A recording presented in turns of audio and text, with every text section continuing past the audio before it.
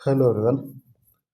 ये जो अपना सीरीज चल रहा था इंग्लिश ग्रामर का, इसका लेक्चर आज 21 होने वाला है। ठीक है, इसका आज अपना लेक्चर संख्या कितना होने वाली 21, जिसमें हम लोग पढ़ने वाले एडजेक्टिव। इसका कुछ पार्ट्स हम लोग पहले पढ़ चुके हैं और आज हम लोग डिस्ट्रीब्यूटिव पढ़ने वाले हैं।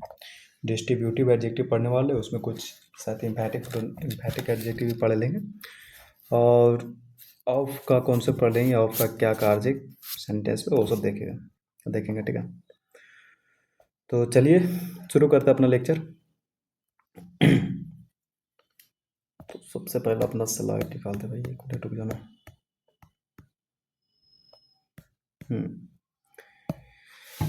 हम लोग यहाँ से देखने वाले हैं। ठीक है, सबसे पहले आप लोग बताइएगा डिस्ट्रीब्यूटिव होता क्या है। डिस्ट्रीब्यूटिव का मतलब होता है डिस्ट्रीब्यूट करना, यानी कि बांटना। डिस्ट्रीब्यूटिव का मतलब क्या होता है? डिस्ट्रीब्यूटिव का मतलब होता है बांटना। डिस्ट्रीब्यूट मतलब होता है बांटना। बांटना यानी कि अलग अलग करना। तो डिस्ट्रीब्यूटिव का मतलब क्या होता है? अलग अलग करना। ठीक है, और डिस्ट्रीब्यूटिव प्रोनाउन क्या होता है? जब ईच, आइदर, नाइदर, एवरी, ये सारा वर्ड जो है सब्जेक्ट बनने की कार्य कर रहा हो तो डिस्ट्रीब्यूटिव प्रोनाउन बनता है, और जब ये ऑब्जेक्ट बनने का कार्य करेगा तो डिस्ट्रीब्यूटिव एडजेक्टिव बनेगा।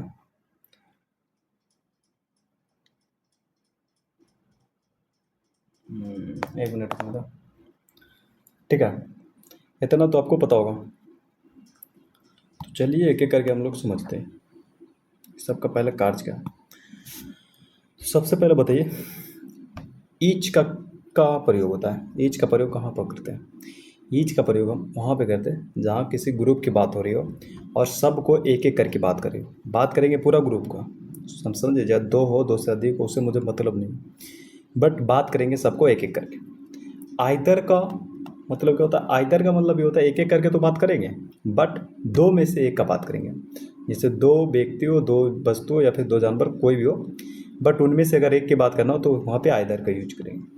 और नाइदर अलग अलग करके बात करेंगे, लेकिन दो में से एक ही का बात करेंगे। ठीक है, जैसे मुझे कहना हो दो स्टूडेंट्स हैं, उनमें से एक ने अपना होमवर्क नहीं किया, तो वहाँ पे किसका प्रयोग करेंगे?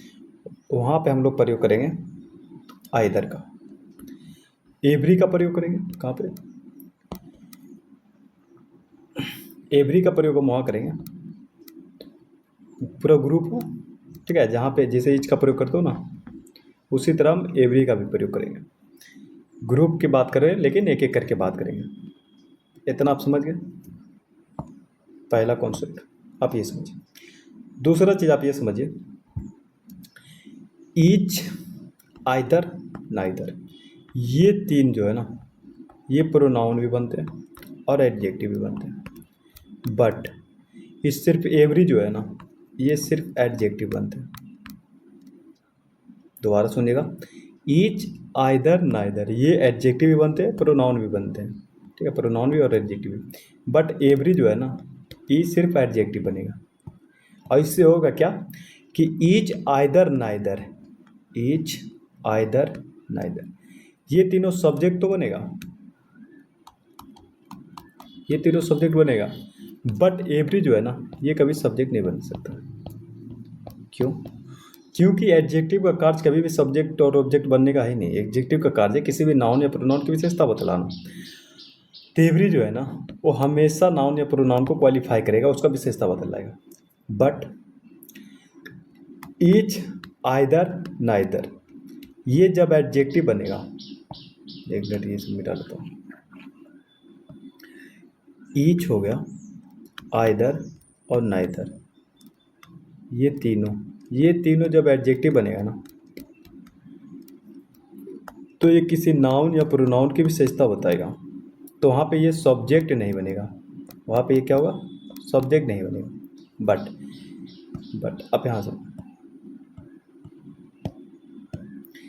ईच, आइदर, नाइदर, ये तीनों जब प्रोनाउन बनेगा ना, जब प्रोनाउन बनेगा तो वहाँ किसी भी नाउन और प्रोनाउन की विशेषता नहीं बनाएगा, क्योंकि ये तो खुद प्रोनाउन है। अब प्रोनाउन का क्या कार्य होता है? सब्जेक्ट बनना और ऑब्जेक्ट बनना। तो ईच, आइदर, नाइदर जब प्रोनाउन बनेगा तो वहाँ पे क्या बनेगा? सब्जेक्ट और ऑब्जेक्ट बनेगा। ठीक है, कितना समझ गया? फिर समझिए। तो डिस्ट्रीब्यूटिव प्रोनाउन क्या होता है? हम लोग प्रोनाउन चैप्टर में देख लिया। यहाँ पे पढ़ना डिस्ट्रीब्यूटिव एडजेक्टिव। ठीक है, मेन फंडा एवरी का आप ध्यान में रखिएगा कि ई कभी भी प्रोनाउन नहीं बन सकता, यानी कि इसका सब्जेक्ट और ऑब्जेक्ट कभी भी नहीं हो सकता। एवरी, ठीक है। अगर इतना आप लोग समझ गए तो 1 2 3 4, ये मेरे 4 सेंटेंस अपना, इस सबको आप तोड़ो। पहले वीडियो पॉज करो, वीडियो रोक लो पहले, उसके बाद सारे को अपने कॉपी यानी कि नोट्स में लिखो। अगर आप कॉपी जो भी लेकर पढ़ रहे हो उस पर लिखो। उसके बाद तोड़ो, कहाँ पे ईच नाउन है, कहाँ प्रोनाउन है। सिर्फ इतना ही नहीं तोड़ना, पूरा सेंटेंस ही तोड़ना है। ठीक है, पूरा सेंटेंस तोड़ा। उसके बाद आप समझो। तो पहला सेंटेंस अगर करो तो ईच स्टूडेंट, तो ईच के बाद स्टूडेंट है। स्टूडेंट क्या है? नाउन है। कौन सी नाउन है? कॉमन, इतना आपको पता होगा। तो ईच क्या हो जाएगा? ईच होगा जाएगा डिस्ट्रीब्यूटिव एडजेक्टिव, और ये स्टूडेंट बनेगा सब्जेक्ट, ना कि ईच। रिसीव्ड मतलब होता है, रिसीव्ड मतलब प्राप्त करना। उसने अपना इस सेंटेंस का मतलब है ईच स्टूडेंट्स मतलब प्रत्येक स्टूडेंट, रिसीव्ड, रिसीव्ड मतलब ले लिया, आ न्यू नोटबुक, न्यू नोटबुक ले लिया। नोटबुक मतलब क्या होता है? आपका जो भी जैसे नोट्स आर होता है, क्लास नोट्स आर होता है, उसको प्रिंट आउट में निकाल लो बुक की तरह, तो हो गया नोटबुक। ठीक है, तो रिसीव्ड क्या हो गया? वर्ब हो गया।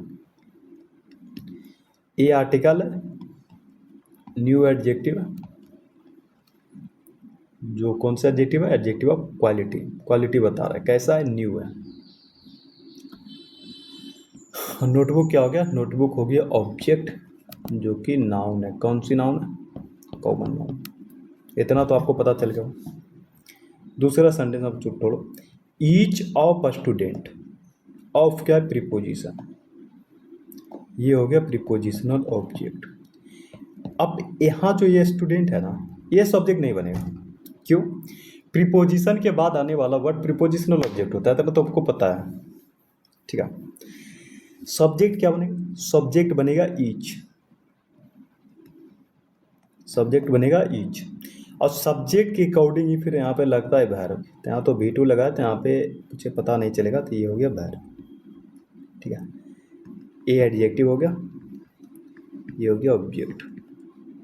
ठीक है, उसी तरह आप ये सेंटेंस देखो, इसमें गलत है, इसमें यस लगेगा। यहाँ पे स्टूडेंट नहीं होगा, स्टूडेंट्स होगा, प्लूरल होगा। क्यों होगा वो चीज़ अभी आप ध्यान मत दो, वो मैं समझाऊंगा। पहले आप सेंटेंस तोड़ो, ये सेंटेंस तोड़ो, ये सारे सेंटेंस तोड़ो। उसके बाद हम लोग ऑफ के नियम पढ़ेंगे, उसके बाद फिर यहाँ पे आएंगे लौट के।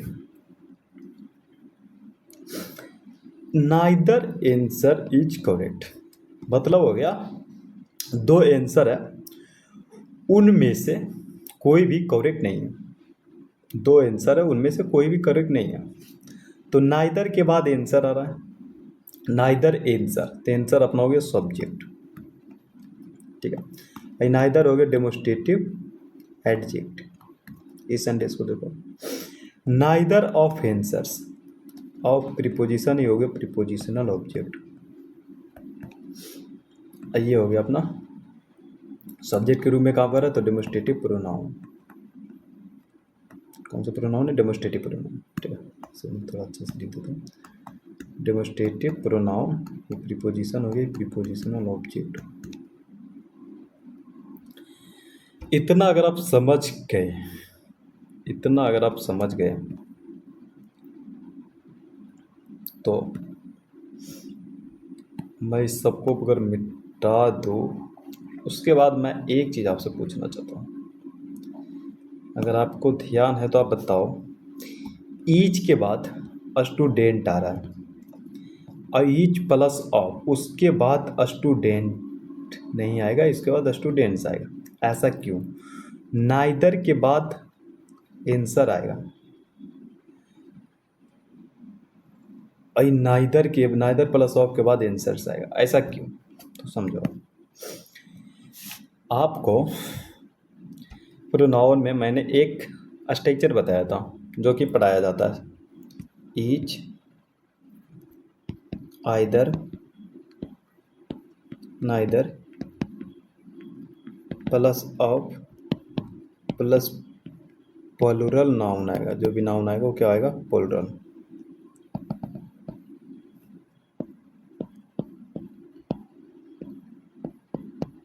वो आएगा प्लूरल, प्लस वर्ब आएगा सिंगुलर, प्लस अगर एडजेक्टिव आया तो वो आया प्लूरल, वो भी आया सिंगुलर। ठीक है, ये हम बताए थे आपको कि इसमें ये जो स्ट्रक्चर है ना, ये बताए थे हम प्रोनाउन में, ये प्रोनाउन में स्ट्रक्चर बताए थे। अब अगर एडजेक्टिव का स्ट्रक्चर देखो तो एडजेक्टिव में आपको बताया जाएगा ईच, आइदर, नाइदर,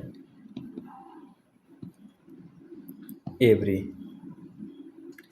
उसके बाद ऑफ नहीं आएगा जब एडजेक्टिव आएगा, क्योंकि ऑफ हो जाता है प्रीपोजिशन, प्रीपोजिशन के बाद आने वाला हो जाएगा प्रीपोजिशनल ऑब्जेक्ट, बट एडजेक्टिव तो सब्जेक्ट बनेगा नहीं। तो इसके बाद आएगा जो भी सब्जेक्ट आएगा या फिर जो भी नाउन प्रोनाउन आएगा वो क्या आएगा? वो आएगा सिंगुलर। उसके बाद वर्ब भी आएगा सिंगुलर। उसके बाद जो एडजेक्टिव आएगा ना वो भी आएगा सिंगुलर। ठीक है, दिक्कत कुछ नहीं है, दिक्कत यहाँ है ही नहीं। मैं आपसे एक बात पूछना चाह रहा हूँ, आप ये बताओ, ईच, आइदर, नाइदर सेम है, ईच, आइदर, नाइदर सेम, सिर्फ ऑफ लगने से सब्जेक्ट प्लूरल हो गया, यहाँ ऑफ नहीं लगा तो सब्जेक्ट सिंगुलर हो गया। तो फर्क सिर्फ ऑफ से ही पड़ रहा है कि या फिर इसके पीछे कोई लॉजिक है, कोई कॉन्सेप्ट है? ये जो सब्जेक्ट, जो ये जो नाउन है ना यहाँ पे, और जो यहाँ पे नाउन या फिर प्रोनाउन जो भी आएगा सब्जेक्ट के रूप में, ये अगर ऑफ नहीं लगा तो यहाँ पे ये सिंगुलर आ रहा है और यहाँ पे ये प्लूरल आ रहा है। ठीक है, ये स्ट्रक्चर है आपका। तो आप बताइएगा ऐसा क्यों होता है, यहाँ पे सिंगुलर क्यों आ रहा था? Each, either, neither, every plus singular subject, और each, either, neither plus of, उसके बाद जो नाउन आ रहा है वो प्लूरल आ रहा है, ऐसा क्यों? तो ये जो सेंटेंस है ना, ये जो ईच के बाद सिंगुलर आ रहा है, ईच ऑफ के बाद प्लूरल आएगा, नाइदर के बाद सिंगुलर आ रहा है, नाइदर ऑफ के बाद प्लूरल आएगा, इसके पीछे का कॉन्सेप्ट छुपा है ऑफ में। अगर हम ऑफ पढ़ लेंगे कि ऑफ का क्या कार्य है तो मुझे पता चल जाएगा कि ऑफ के बाद प्लूरल क्यों आ रहा है। तो चलिए पहले हम ऑफ पढ़ के आते हैं, उसके बाद फिर ये सारा सेंटेंस हम लोग करेंगे। ठीक है, तो आप पहले ऑफ का पढ़ो।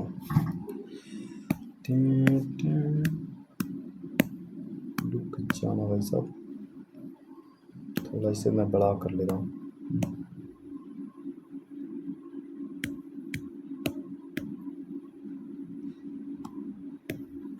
आप समझो, ऑफ का जनरली दो कार्य होता है। ऑफ कितने कार्य करता है? ऑफ तो हमेशा प्रीपोजिशन ही बनता है। देखो ऑफ पूछे ऑफ है क्या, तो ये प्रीपोजिशन ही बने। प्रीपोजिशन का मीनिंग सही है ना, बनेगा तो हमेशा ऑफ प्रीपोजिशन है। बट इसका कार्य दो तरह से हम कार्य करते हैं ऑफ का। पहला कार्य जिसका होता है जो सिलेक्शन को दर्शाता है,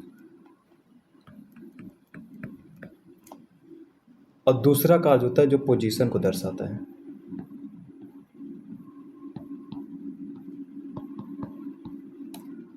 पहला क्या होता है? सिलेक्शन को दर्शाता है, दूसरा क्या होता है? पोजीशन को दर्शाता है। और आप समझो सिलेक्शन का होता है और पोजीशन का होता है, फिर मैं बताऊंगा। जैसे आप बोलते हो ना each a student, each student, तो सिर्फ ईच स्टूडेंट मतलब क्या होगा? प्रत्येक स्टूडेंट, उसमें छाड़ने का कार्य कोई नहीं हो रहा। बट मैं बोलता हूँ ईच ऑफ स्टूडेंट, स्टूडेंट्स में से प्रत्येक। आप समझो, एक लिख दो आप ईच स्टूडेंट, और एक लिख दो ईच ऑफ स्टूडेंट्स, आप ये लिख दो। आप मुझे ये बताओ, ये सिर्फ ऑफ आ गया ना, तो यहाँ पे सिलेक्शन की बात कर रहे हैं, तो सिलेक्शन हम कब करेंगे? सिलेक्शन हम जब करेंगे भाई जब एक से अधिक हो, तब सिलेक्शन करेंगे। ठीक है, ईच स्टूडेंट के मतलब हो गया प्रत्येक, यानी कि शुरू से ही अलग अलग करके बात कर दिया। हाँ, प्रत्येक स्टूडेंट ने एक एक स्टूडेंट ले लिया, बट ईच ऑफ स्टूडेंट्स में दोगे ना, स्टूडेंट्स में से प्रत्येक, समझ रहे हो? स्टूडेंट्स बहुत सारे, उनमें से प्रत्येक, यानी कि सबको एक एक करके बात कर रहे हैं। पहले एक बार ग्रुप की बात कर दिया, उसके बाद एक एक करके बात कर रहा है क्या, स्टूडेंट्स में से प्रत्येक, और सिर्फ ईच स्टूडेंट्स में से हो गया प्रत्येक स्टूडेंट। समझ में आ रहा है मैं क्या कर रहा हूँ? आप इस वर्ड को 2-4 बार आप बोलो, फिर समझोगे इसके पीछे का लॉजिक। जब ये भाषा समझ में आ जाएगा कि हम कहना क्या चाह रहे हैं, तो आप समझ जाओगे। देखो, ईच ऑफ स्टूडेंट्स मतलब क्या होगा, स्टूडेंट्स में से प्रत्येक, यानी कि स्टूडेंट्स उसका सिलेक्शन हम कर रहे हैं। स्टूडेंट्स में से एक एक ने अपना होमवर्क कर लिया। Each of these students has finished his homework, समझ रहे हो? और ईच स्टूडेंट्स में मतलब हो गया, ईच स्टूडेंट्स मतलब हो गया प्रत्येक स्टूडेंट। यहाँ पे सिलेक्शन नहीं कर रहा, ऐसा नहीं बोलने का, ऐसा बोलना नहीं चाह रहा हो कि स्टूडेंट्स में से प्रत्येक, सिलेक्शन करके बात ही नहीं कर रहा है वो, डायरेक्ट एक एक करके अलग अलग कर दिया। बट ईच ऑफ स्टूडेंट मतलब हो गया एक ग्रुप है, उसको अलग अलग कर रहा है, ग्रुप में से प्रत्येक ने, समझ रहे हो? तो पहला कार्य हुआ ऑफ का सिलेक्शन, तो यहाँ पे सिलेक्शन को दर्शा रहा है, इसलिए इसके बाद प्लूरल आएगा। क्यों? जब तक प्लूरल नहीं आएगा उसको सिलेक्शन नहीं कर पाओगे, और जब ये प्लूरल हो रहा है तो उसके बाद आप सिलेक्शन कर रहे हो ईच के, यानी कि एक एक करके, तो उसके बाद ये सब्जेक्ट है, इसके अकॉर्डिंग आप यहाँ पे वर्ब लिखते हो सिंगुलर, इसके अकॉर्डिंग ही जो ईच ऑफ मतलब क्या है, ये जो ऑफ है ना, ऑफ के बाद ये प्लूरल आ गया, जिससे स्टूडेंट्स आ गया था, बट ये तो प्रीपोजिशन होगी, प्रीपोजिशनल ऑब्जेक्ट हो गया, समझ रहे हो? ये सब अपना आया सब्जेक्ट, और ये सब्जेक्ट है ना जो एक एक करके बात करता है, अलग अलग करके बात करता है, तो इसके अनुसार ये वर्ब लगा रहे हो सिंगुलर, और इसी के अनुसार एडजेक्टिव लगा रहे हो सिंगुलर। समझ गए इसका पीछे का फंडा क्या है? हाँ, ईच, आइदर, नाइदर, एवरी, ये सिलेक्शन की बात नहीं कर रहा है, ये डायरेक्ट एक एक करके बात कर रहा है, तो इसका सब्जेक्ट भी आएगा सिंगुलर ही, और वर्ब सिंगुलर, एडजेक्टिव इसका सारा सिंगुलर ही चलेगा। जब ईच, आइदर, नाइदर एडजेक्टिव की तरह से काम करेगा, जब ईच, आइदर, नाइदर प्रोनाउन की तरह से काम करेगा, तो उसके बाद ऑफ के बाद आने वाला नाउन या प्रोनाउन वो क्या आएगा, वो आएगा प्लूरल। समझ रहे हो मेरी बात, मैं क्या कहना चाह रहा हूँ? तो सिलेक्शन की बात। दूसरा होता है पोजीशन की बात करता है। दूसरा प्रोनाउन का क्या कार्य होता है? पोजीशन। पोजीशन मतलब क्या होता है? अधिकार। तो इसको हम दो तरह से लिखते हैं। एक तो आप लिखते हो माई कार, मैंने बताया था माई कार, या फिर लिख दे हिज कार। माई कार, अगर कार हम नहीं करूँगा तो आपको थोड़ा टफ पटांग लगेगा, तो आप समझो हिज कार। ठीक है, हिज कार मतलब क्या हो गया? उसका कार। कोई लड़का है उसके बात कर रहा है, उसका कार, बट उस लड़के का नाम है रोहन, तो आप क्या लिख लो? द कार ऑफ रोहन, यानी कि ये कार है रोहन का, समझ रहे? रोहन का कार। तो जब ये पोजीशन का कार्य करेगा ना, तब उसका हिंदी का निकलता। जब पोजीशन, जैसे वो क्या बोल रहे हो, रोहन का कार, तो आप यहाँ पे हिंदी पे मत जाना, ठीक है? हिंदी पे मत जाएगा। यहाँ पे आपको पढ़ने से पता चलना चाहिए सिलेक्शन की बात कर रही है या फिर पोजीशन की बात कर रही है। पोजीशन की बात में सिलेक्शन नहीं होता, वो क्या होता है? रोहन का कार। बट यहाँ क्या बोल रहा है? स्टूडेंट्स में से प्रत्येक। तो ऑफ का जनरली दो कार्य होता है। पहला कार्य होता है सिलेक्शन को दर्शाना, और दूसरा कार्य होता है पोजीशन को दर्शाना। मतलब समझिए ऑफ क्या है? ऑफ है प्रीपोजिशन। प्रीपोजिशन क्या होता है, ये चीज़ आपको पता होना चाहिए, क्योंकि मैंने बता चुका हूँ। अब हाँ, और इस सेंटेंस को आप बनाओ। अब आप समझो, अब बताओ यहाँ पे स्टूडेंट्स क्यों नहीं हो सकता, यहाँ पे स्टूडेंट क्यों गलत है, यहाँ पे होगा student, yes T U, students को प्लुरल करेंगे, बट यहाँ पे हम प्लुरल नहीं कर पाएंगे। अगर यहाँ पे हम प्लुरल कर दिया ना तो ये गलत हो जाएगा, बट यहाँ पे अगर सिंगुलर हम कर दिए तो गलत हो जाएगा। क्यों? क्योंकि इसके पहले ऑफ आ रहा है, और ऑफ का दो कार्य होता है, एक तो सिलेक्शन को दर्शाता है, दूसरा पोजीशन को दर्शाता है। तो यहाँ पे पोजीशन तो दर्शा नहीं रहा है, यहाँ सिलेक्शन दर्शा रहा है, स्टूडेंट्स में से प्रत्येक। हाँ, तो सिलेक्शन हम कहाँ करेंगे? सिलेक्शन करेंगे जहाँ एक से अधिक रहेगा। अब पहला में इसमें कोई सिलेक्शन की बात नहीं कर रही है, डायरेक्ट टेक करके बात कर रही है, तो इसको अगर प्लुरल कर दोगे ना तो ये गलत हो जाएगा।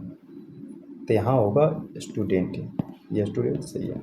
उसी तरह ही है, नाइदर आंसर इज करेक्ट, कोई भी आंसर करेक्ट नहीं है। दो आंसर था उनमें से बोल रहे हो नाइदर आंसर इज तो करेक्ट, नाइदर से मुझे पता चल रहा है दो आंसर है, उनमें से कोई भी है करेक्ट है। अब नाइदर ऑफ आंसर्स मतलब हो गया ना, दो में से कोई आंसर करेक्ट नहीं है, इसका मतलब हो गया कोई आंसर करेक्ट नहीं है। नाइदर से मुझे पता चल रहा है दो आंसर की तो बात कर रहे हैं, बट क्या बोल रहा है, कोई आंसर करेक्ट नहीं है। और नाइदर ऑफ आंसर्स मतलब क्या हो गया, आंसर में से कोई भी करेक्ट नहीं है, समझ रहे हो? इसलिए यहाँ पे आंसर्स आया, क्योंकि ये जो ऑफ है ना इस सिलेक्शन की बातें कर रहा है, ठीक है।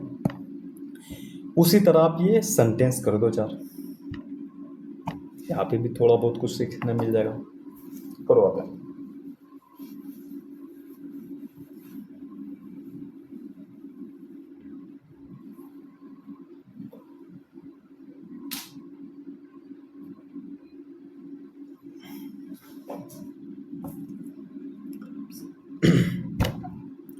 समझो यहाँ एक एक करके हम समझते हैं।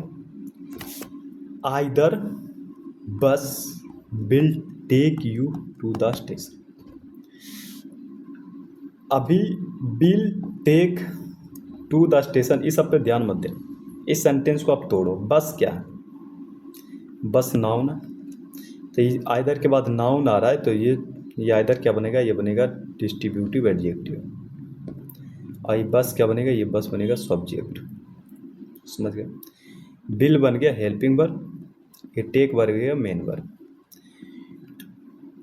यू बन गया ऑब्जेक्ट, टू बन गया प्रीपोजिशन, और स्टेशन बन गया प्रीपोजिशनल ऑब्जेक्ट। इस सेंटेंस का मतलब हुआ आइदर बस, आइदर मतलब दो बस की बात करें, दो में से एक, विल टेक यू तुम्हें छोड़ देगा स्टेशन, ठीक है। ईच आइदर ऑफ, आइदर के बाद ऑफ आ गया, दिस या फिर these bus is will take to the station.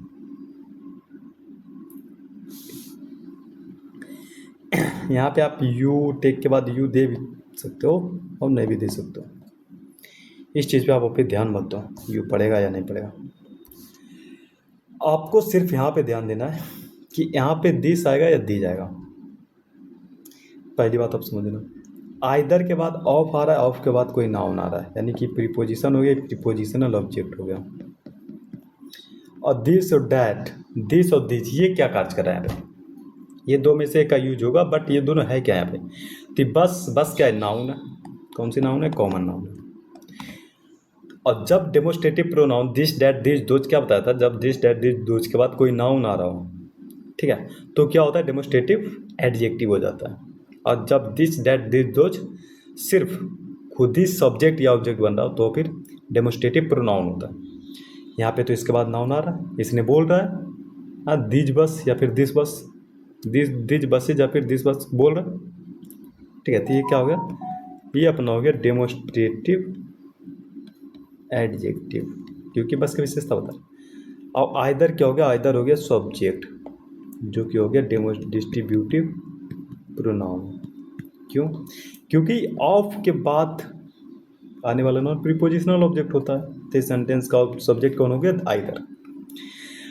अब ये आइदर जो है ना, आइदर के बाद ऑफ आ रहा है, यानी कि सिलेक्शन की बातें करेगा, तो सिलेक्शन की बातें करेगा तो एक से अधिक बस होगा, ठीक है। तो बस से तो लिखा है यहाँ, तो सही है, बट यहाँ दिस होगा या दीज होगा, तो आप यहाँ से हो सकता है, अगर आप पूरा इंग्लिश में कमज़ोर हो तो आपको यहाँ से कन्फ्यूजन होगा कि आइदर तो भाई एक ही करके बात करती है, नाउन के बाद आप बोले प्लुरल करते हैं, उसके बाद तो वर्ब भी सिंगुलर ही आएगा, उसके बाद एडजेक्टिव भी सिंगुलर आएगा। तो ये नाउन के पहले आ गया ये जो भी डेमोस्ट्रेटिव एडजेक्टिव है तो नाउन का पहले आ गया। अब ये सिंगुलर करे या प्लूरल, आप समझो। ये जो दिस और दिज जो है ना, ये आइदर के लिए नहीं लगा, आइदर के लिए नहीं लगा। ये दिस और दिज जो है ना, इस बस को यूज कर रहा है, बस को क्वालिफाई कर रहा है, तो ये बस के अनुसार इसका यूज होगा ना। तो यहाँ पे क्या सही होगा, यहाँ पे दिज सही होगा, दिस गलत होगा। क्यों? क्योंकि एक से अधिक की बात हो रही है, बस एक से ज़्यादा है, उसलिए दिज होगा, क्योंकि दिज ये जो है इस बस को क्वालिफाई कर रहा है, ना कि आइदर को क्वालिफाई कर रहा है। समझ गए? तो यहाँ मेन फंडा जो मैंने और बल्ब सजाया था, ईच आइदर, वो तो समझ में आ गया आपको। यहाँ पे मेन फंडा था कि आप हो सकता है यहाँ पे आप कंफ्यूज ना हो जाओ कि यहाँ पे एक ही करके बात करते हैं, सिर्फ यहाँ पे नाउन को हमें प्लूरल करने बोला था, नहीं। दीज और डैड जो भी आ रहा है वो तो आ तो रहा है, उसके बाद जो नाउन आ रहा है उसी के लिए ना। तो जब जिसके लिए आ रहा है वो अगर प्लूरल है तो प्लूरल करेंगे, अगर वो सिंगुलर रहता तो सिंगुलर का यूज करता है। उसी तरह every student has his pen. Has यहाँ पे पोजीशन दर्शा रहा है कि हर किसी के पास पेन है, अपने पेन की बात कर रहा है। तो यहाँ पे हैज क्या बात कर रहा है, वो चीज़ मैं अभी बात नहीं करूँगा। ना तो यहाँ पे लिंकिंग वर्ब है, ना तो यहाँ पे मेन वर्ब है, ना ही हेल्पिंग वर्ब है। ठीक है, यहाँ पे पोजीशन की तरह से काम कर रहा है, इसका अपना मीनिंग है उसके पास। उस चीज़ को मैं यहाँ पे अभी नहीं एक्सप्लेन नहीं करूँगा। आप यहाँ समझो, एवरी जो वर्ड है ना, मैंने क्या बताया था, एवरी जो वर्ड है ना, ये सिर्फ और सिर्फ एडजेक्टिव बनता है, ये कभी भी प्रोनाउन नहीं बन सकता।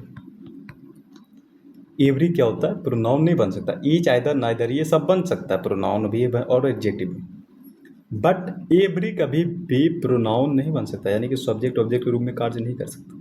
ठीक है, तो एवरी के बाद स्टूडेंट आ रहा है और सिंगुलर आ रहा है। सिंगुलर क्यों आ रहा है? क्योंकि एवरी मतलब होता है प्रत्येक। अब प्रत्येक मतलब क्या होता गया कि एक एक करके उसने बात करा, तो फिर एवरी, ईच, आइदर, नाइदर के बाद जो भी नाउन है वो सिंगुलर है। तो ये हो गया डिस्ट्रीब्यूटिव एडजेक्टिव। और डिस्ट्रीब्यूटिव एडजेक्टिव क्यों हुए? क्योंकि इससे बार बार के बात करा, एक एक को दर्शा रहा, और ये बनेगा सब्जेक्ट जो कि नाउन है।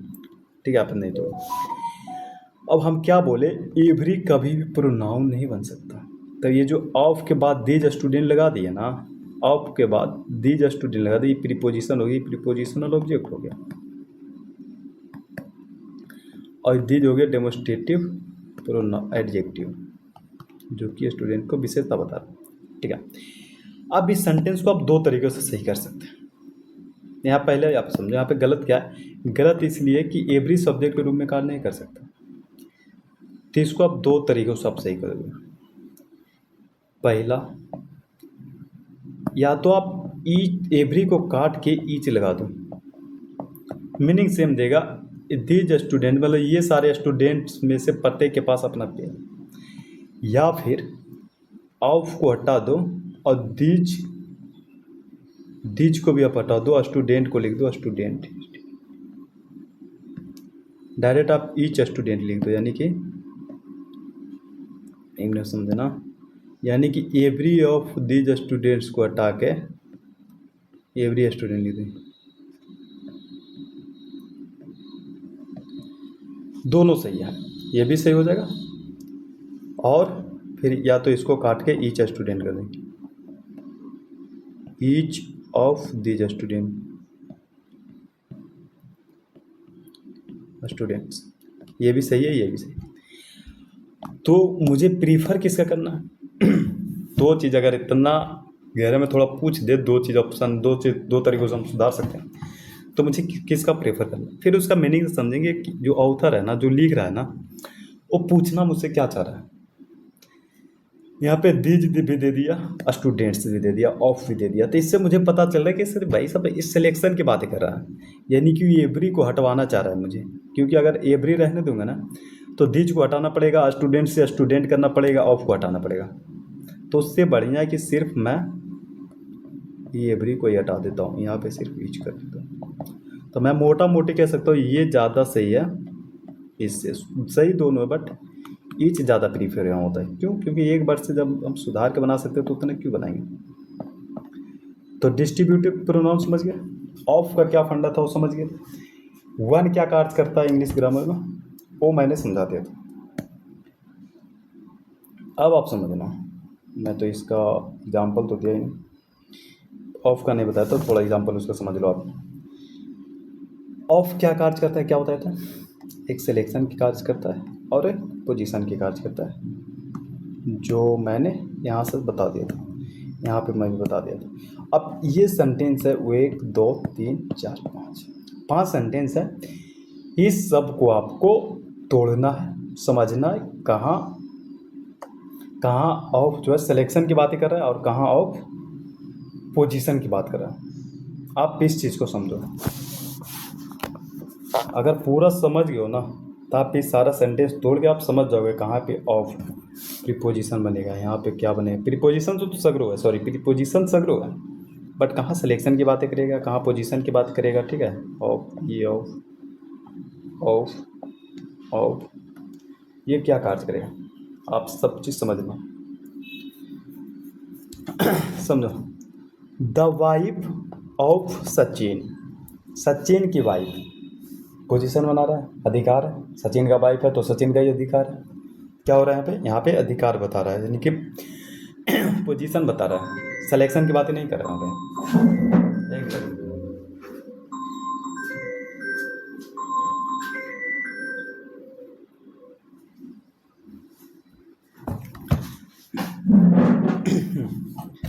तो द वाइफ ऑफ सचिन मतलब हो गया सचिन की वाइफ, सचिन की पत्नी is my best friend.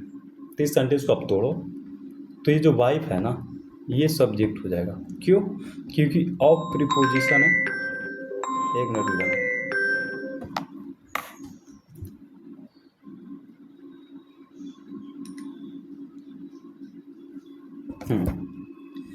Of preposition है, ऑफ के बाद आने वाला नाउन प्रीपोजिशनल ऑब्जेक्ट होता है। ठीक है, इज होगी यहाँ पे लिंकिंग वर्ब, क्योंकि द वाइफ ऑफ सचिन ये सब्जेक्ट है और बेस्ट फ्रेंड दोनों सेम है, तो ये हो जाएगा सब्जेक्ट कॉम्प्लीमेंट, ना पता हो जाए, और ये माई हो जाए पोजेसिव एडजेक्टिव। इस सेंटेंस का मतलब हो गया सचिन की जो वाइफ है वो मेरे बेस्ट फ्रेंड है। ठीक है, अब इस सेंटेंस में आप तोड़ो, he is a friend of mine. अरे यार,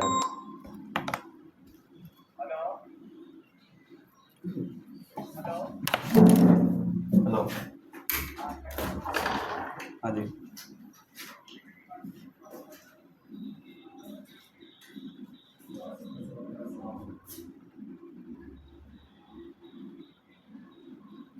इसलिए मुझे आपका लाइन